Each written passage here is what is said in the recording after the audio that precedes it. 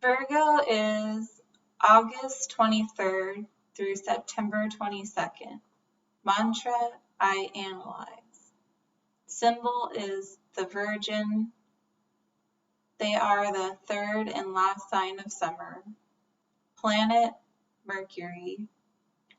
I put Demeter, the goddess of agriculture, is fitting. Modality is mutable. They are feminine and negative charge, so an internal and passive sign. Words to describe Virgo: tradition, service, patience, prudent, meticulous, and perfectionistic. I think their emotionality is anxious. Like I had for Gemini mention, the mercurial tendency is to like overthink, and I think in doing so, this fixation produces a lot of worry and anxiety. And then Virgo also has this meticulous, perfectionistic side to them. So I think this is actually amplified, the need for everything to add up and be perfect. So you'll see that with people who have Virgo, even not in a sun sign, a Virgo moon, for instance, or a Virgo Mars. The person will be probably more detail-oriented and kind of basically fixating on the details. Their temperament is melancholic, as they're an earth sign, and Virgo's polarity is Pisces, and thus they can use a balance of logic and practicality, which is the Virgo nature, and spirituality, which is Pisces. Pisces is letting go and has a hard time with practical and being rooted to the earth. So they're opposites and fitting and helping each other. Tarot card is the Hermit. And I think that could happen to a Virgo, a really dominant Virgo, the idea of this hermit who's stuck and working and analyzing and kind of forgets everything else in the process. I have written down, saying Virgo with a mutable nature can be very service, people-oriented, also being so methodical and perfectionistic with themselves, kind of beating themselves up for the smallest mistakes. Other people might not see these mistakes. It's just an internal, they're not meeting their internal requirements. But sadly, I think that Virgo is kind of like gets the negative rap of the zodiac signs, so they don't get a lot of attention. It's probably, so Scorpio is the one that everybody usually is, Scorpio and probably Pisces. There are certain signs that everybody gravitates to and are kind of like the cool or interesting signs, much like the I and J's of typology.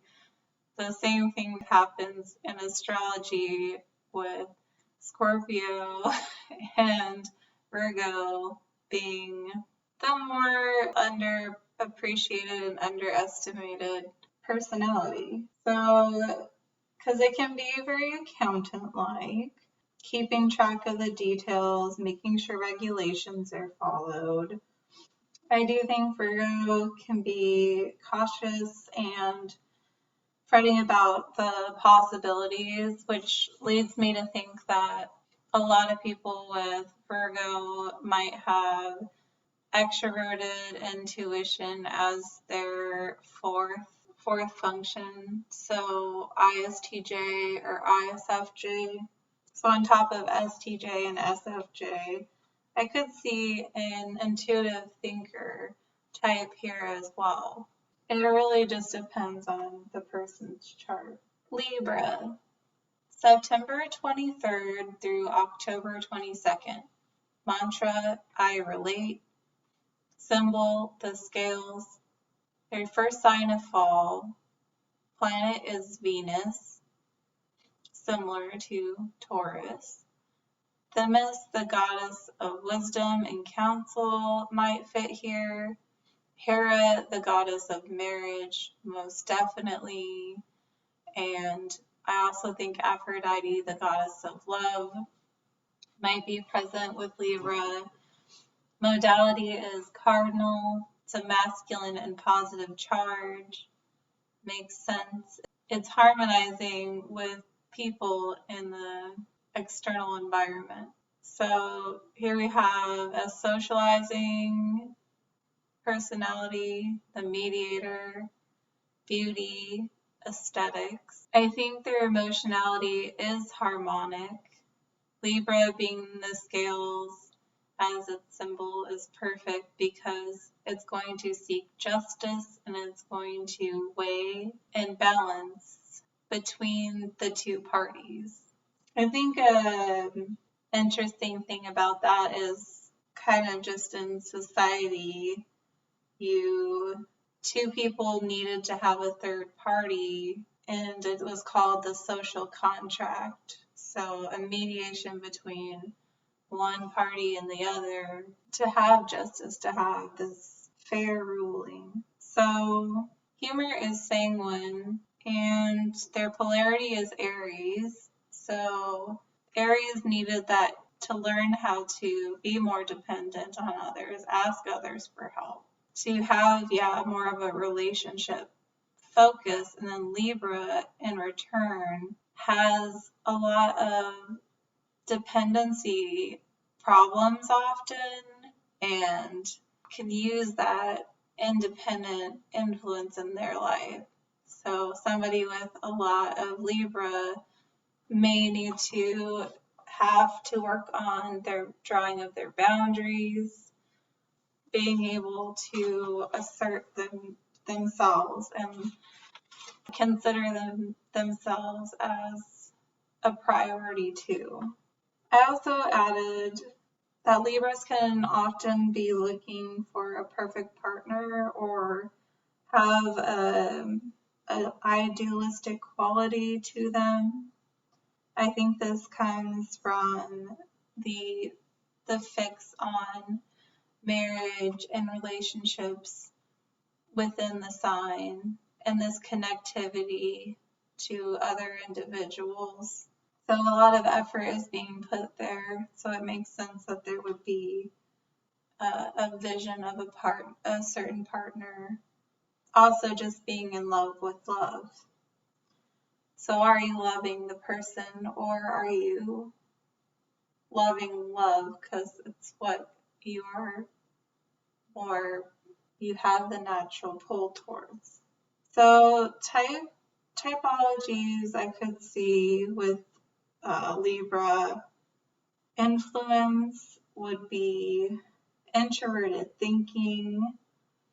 It seems odd because I just described all about love, but the flip side is it is a justice and fair, balanced sign as well. So I think on one side you could have the extroverted feeler, dominant, really good at socializing and networking and group harmony.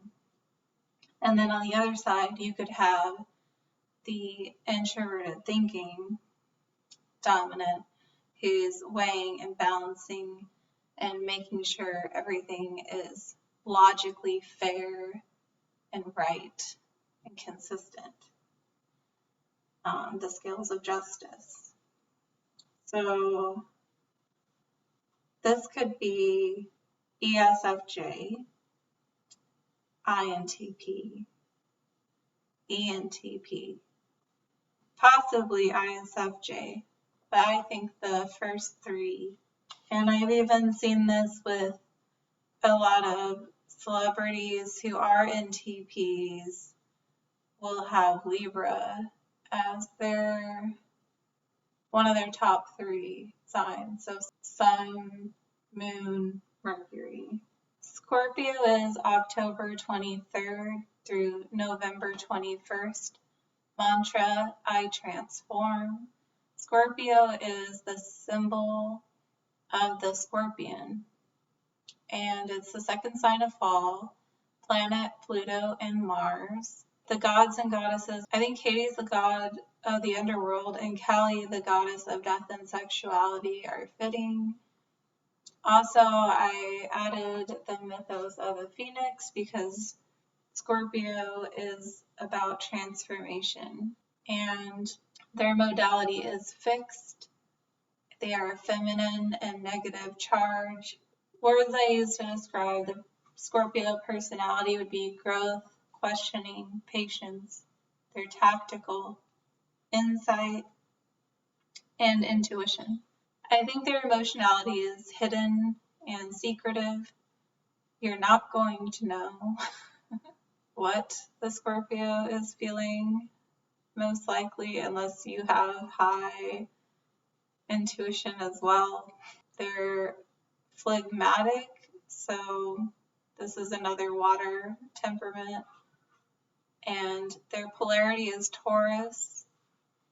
So with the Scorpio and Taurus axis, I put Scorpios will need a balance between transcendence and material pleasures, because I think sometimes, like how Taurus might get fixed on obtaining and keeping, like sitting on their pile of gold, in a sense, Scorpio is so fixed on transcending this human body and spirituality that they might forget to even indulge and look around at the sensory world. So Taurus would bring that out. Their tarot card is Death, and it's not to sound scary. Really, it's just an understanding of the life cycles. Spiritual inner wisdom. This person with a lot of Scorpio in the chart,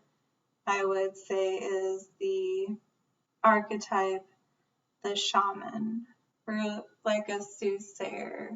So the person that the community could go to for guidance because they already have that knowledge. Correspondingly, type-wise, INFJ and INTJ make a lot of sense for the Scorpio personality, as well as I have seen INFP, like an introverted feeling dominant here as well, which would make sense with the hidden and secluded nature of Scorpio's feelings. Sagittarius is next. Sagittarius is progressing outward and moves on from Scorpio and has the knowledge that the Scorpio has, and so they are very philosophical. Sagittarius is November 22nd through December 21st. Sagittarius's mantra is I see. Symbol, the archer or scimitar. They are the third last sign of fall. Planet is Jupiter. Artemis, goddess of the hunt and moon, is fitting here, as well as Zeus, the thunder god. Modality is mutable. It's a masculine and positive charge. People with abundance of Sagittarius in their chart are going to most likely be extroverted in nature. Traits I listed to describe Sagittarius are adventure, exploration, philosopher, truth teller, big picture oriented. I think their emotionality is optimistic and excitable. It's going to be the choleric or fire temperament, and the polarity is Gemini, and tarot card being Temperance. So with Gemini being on their opposite end, as I had mentioned before, Sagittarius is going to need a balance of exploration and then sensory application. So what Gemini is naturally good at and doing, bringing about that communication to the external world. and communicating that to the public. Sagittarius is also exploring and very knowledgeable. Like I said, they're the truth teller, this philosopher. They have a lot of good insight, but sometimes they don't necessarily practically apply this to the world or deliver this to the public in the same way that Gemini would. The archetype for Sagittarius, fittingly, would be the adventurer. Here you would also have the philosopher, and I think one site put a storyteller. But basically, it's this type of person that is well-traveled.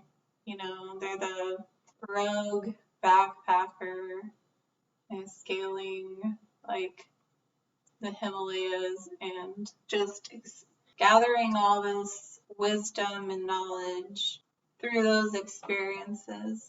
I think a lot of Sagittariuses are either the EP. I think a lot of them are going to be EPs, so extroverted perceiving types.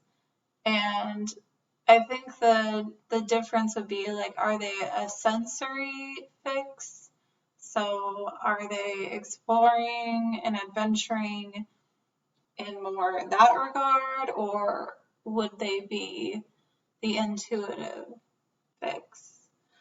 And I think you can get both, because I've seen ENTP Sagittariuses, I've seen ENFP, and I have seen ESFP. But I think those are some of the more common for Sagittarius. Because Sagittarius gets restless and bored too, because of the wanderlust. So next is Capricorn, December 22nd through January 19th. Mantra I use. Symbol, the sea goat. First sign of winter. Capricorn's planet is Saturn. Persephone, queen of the underworld. Hades, Pan, which is the half goat, and Kronos, god of time. I think all would be fitting for Capricorn. Modality is cardinal. It is feminine and negative charge. Words to describe Capricorn I put as pragmatic, planning, efficiency, ambitious, long-term strategy. I think their emotionality is buried. I do not think it would be fitting to say that your dominant Capricorn would let the emotions rule, at least not intentionally. The humor is melancholic, so earth temperament, and polarity is Cancer. Their tarot card is the Devil. So Capricorns need to look towards Cancer, which is the mother and nurturer archetype, and they need to learn a balance between power and humility. So Capricorn being the father archetype, the discipliner, the worker. Humility is needed here to not become a tyrant. I added that kind of the Devil card, learning that material and power is not everything. It's not always the most important. So as far as typology goes, extroverted thinking and introverted feeling seem very fitting for the Capricorn personality, as well as introverted intuition and extroverted sensing. Why do I say this when a lot of people say STJ? I think because of the cardinal sign, vision, and goal orientation. So this type of person is going to have a lot of willpower and determination. And STJ is possible. I just think that the relentlessness and stress that this type would put on their bodies would be too much for introverted sensing. I put a description of they'll step on coals if they need to get where they want. And something I noticed, because I am a Capricorn and I have Capricorn rising, a lot of Capricorn risings are typed as ILIs and socionics, so the socionics version of an INTJ. And that's if the celebrity typings are even accurate for it. However, I did find it very interesting because Capricorn is an older soul, so some of that correlation, at least to me, makes sense.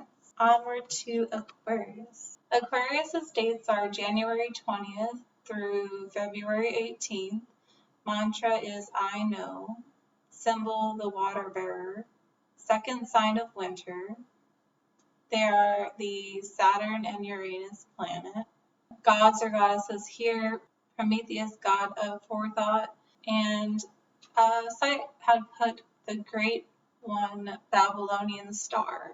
And I guess that's because that was what Aquarius was called, was the Babylonian star. Modality is fixed.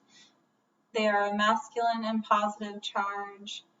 And here you're going to find innovation, intuition, humanitarian, original, revolutionary personality types. I think their emotionality is hopeful and kind of like Sagittarius. I do think it is optimistic. Sanguine temperament, so air sign, and polarity and opposite is Leo, the lion. Tarot card is the star. So some notes I wrote on Aquarius aside from that are these are the revolutionaries, the big picture thinkers. As far as typology goes, I think that I've noticed a lot of NFPs are Aquarius, as well as a lot of INTPs. I do think NFP and NTP are very fitting for Aquarius, although you could have other types here as well. I think introverted feeling, subjectivity, plus extroverted intuition, possibilities, and introverted thinking, subjectivity, plus the extroverted intuition, possibilities, gives these types the ability to challenge the status quo. What is and bring about change. I know 2 Aquarius risings that do just this. I think an archetype for Aquarius would be the inventor or the alchemist, the humanitarian. All right, so last sign of the zodiac is Pisces. Pisces is February 19th through March 20th. Mantra is I believe. Symbol is the 2 fishes. It's the third and last sign of winter. It's a closing of the chapter. Planet is Neptune and Jupiter. Gods or goddesses consist of, I found a really cool site that listed some of these. Poseidon connects with the sea and Neptune, so that makes sense with Pisces. Vishnu, Inanna, Christ, and Ishtar, the goddess of universal love. Modality is mutable, feminine and negative charge here, very internal sign. Traits I've listed for Pisces are intuition, spirituality, compassion, artistic, creative. I think their emotionality is overwhelm of feelings. just being flooded with them. And humor is phlegmatic, the water temperament, and polarity being Virgo as their opposite. Tarot card is the moon. And I put Pisces need a balance between abstraction and reality or practicality. And Pisces can look to Virgo for these things because Virgo is more service and practical minded, is earth sign and is grounded.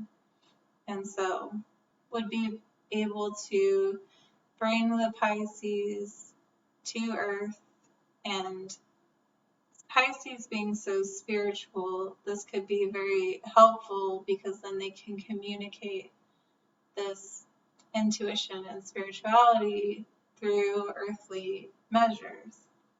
Pisces is kind of a weird way to phrase it would be a garbage bin of the zodiac. It has an intense understanding of spirituality.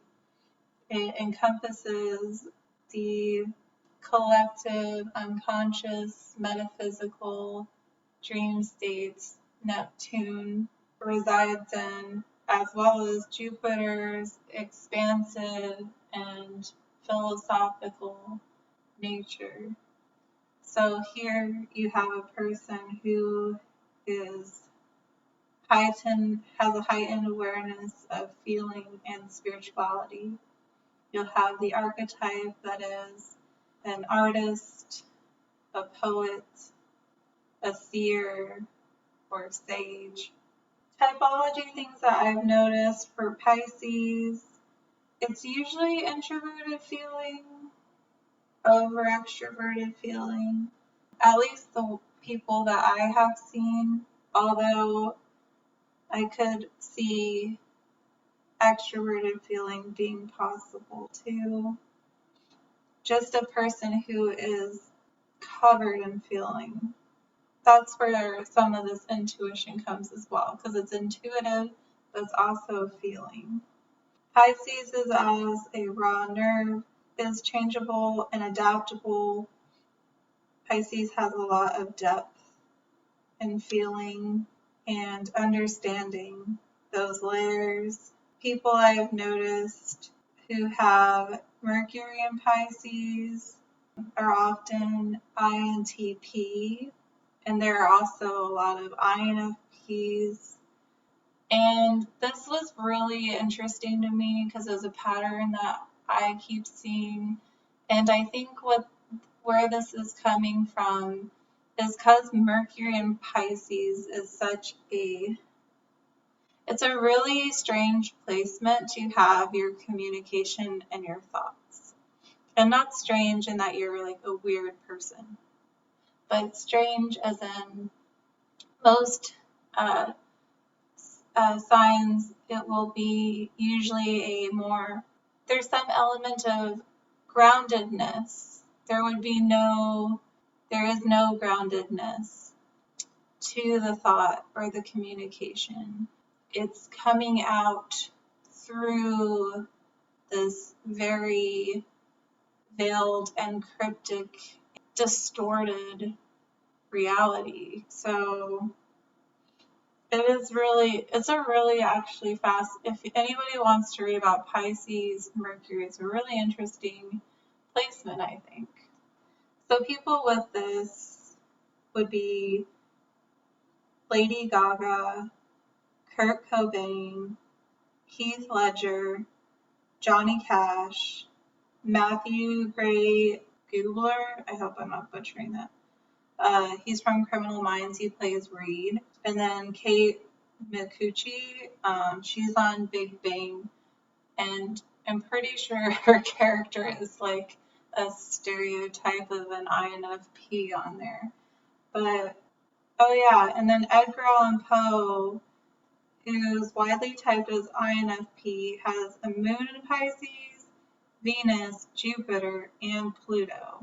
That is a lot of Pisces. Hopefully you can see the pattern I was drawing.